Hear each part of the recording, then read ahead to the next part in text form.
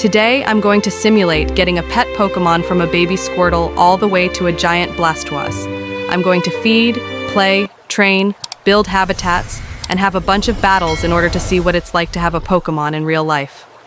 Starting off, it's just a tiny blue egg right now. But after a few gentle shakes, the shell cracks, and we now have a baby Squirtle that's brand new to the world.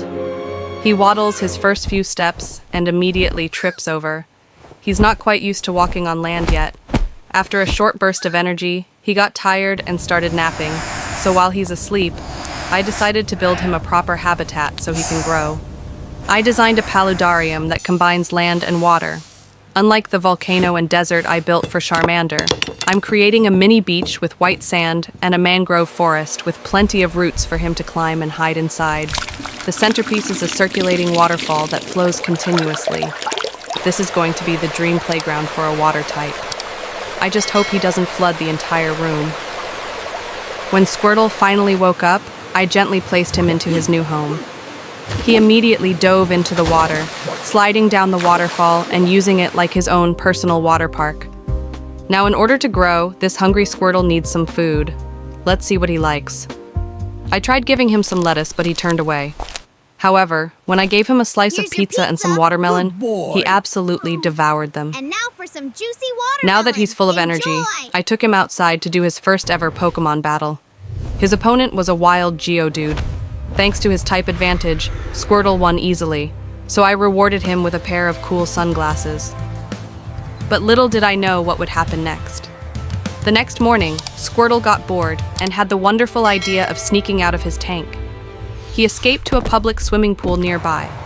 But there, a ferocious Gyarados appeared and cornered him. Squirtle was totally overpowered. But at the perfect time, he evolved into the next stage of his journey, a Wartortle. With his new fluffy ears and tail, he scared the bully away and returned home looking triumphant.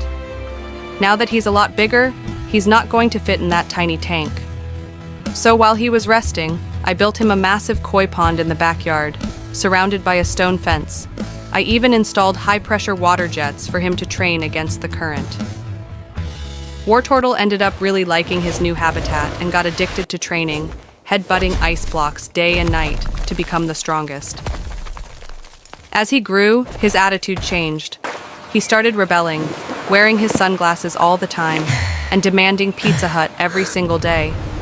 But after days of training, he realized that if he wanted to be the strongest Pokémon, he would need to battle the strongest. So, just like he did as a baby, he escaped his habitat. He ended up stealing a canoe instead of a car, and paddled out to the open ocean to find a worthy opponent. In the middle of a stormy sea, he found the final boss, Zapdos, a legendary electric type flying above the water. Even though Wartortle fought bravely, the Zapdos overpowered him with a lightning strike. He sank to the bottom of the ocean. The screen went black. It looked like he had died. But no. A massive blast of water pressure shot up from the depths. He had evolved into a Blastoise, armed with 2 giant hydro cannons on his shell. Blastoise roared and used a massive hydro pump to take down the Zapdos. The battle was over, and Blastoise was now the king of the ocean. The journey from a clumsy baby turtle to a fearsome war machine was complete. Since he won, I decided to throw him a massive pizza party. Thank you all so much for watching, and subscribe for more.